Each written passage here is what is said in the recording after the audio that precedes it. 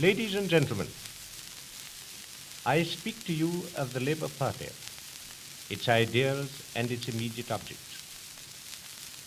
But first of all, let me welcome the goodly company of new electors whom we have long striven to get on the register and to whom we are now glad to appeal. May they govern their country well. The party was born from the hearts and the needs of the people. Its program is based on the problems of the home. Consider what it is that worries the lives of our people.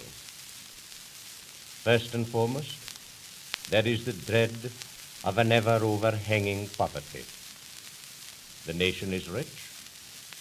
Millions of pounds are squandered every year in deteriorating luxury which blesses and benefits nobody. Many who have not earned their possessions. Multitudes who have not have toiled all their days and at the end are no better off than when they began. This is a political and moral as well as an economic issue. It is the greatest problem of our civilization. The Labour Party is not interested in dispossessing, but it is interested in creating a society in which the wealth producers and service givers may enjoy the reward of their labors. This necessitates a rural as well as a town program, and the party's program to build up the countryside is winning the support of farmers and laborers alike. The Labour Party does not forget that agriculture is still our greatest industry, or that the condition of the farm laborer is one of the most pressing of our national problems. The way by which most of our dreaded poverty comes is unemployment.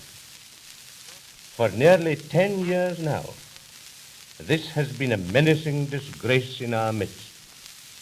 The leaders of both the other parties have neglected it, have been baffled by it.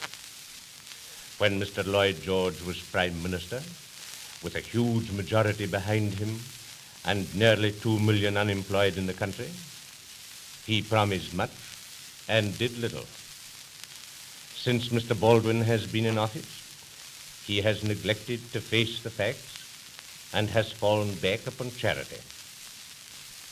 His great cure is to spread the unemployed over the land and knock them off insurance benefits.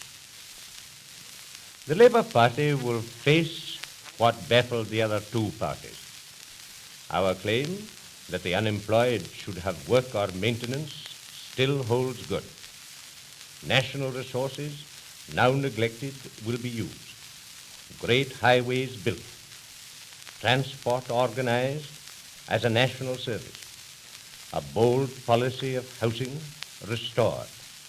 And slum clearances on an adequate scale begun. Electrical power developed. National credit used to assist trade and recondition industrial plants.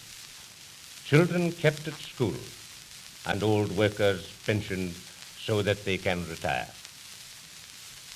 Whilst these schemes are enlivening trade and absorbing the unemployed, those who are still out of work will be honorably maintained by adequate payments from insurance funds. They will not be driven on to the poor law. This is accepted by the Labour Party as its first task in government. To solve it successfully and in the quickest possible time, the party will commandeer its best brains, the ripest experience of the country, and what money is required.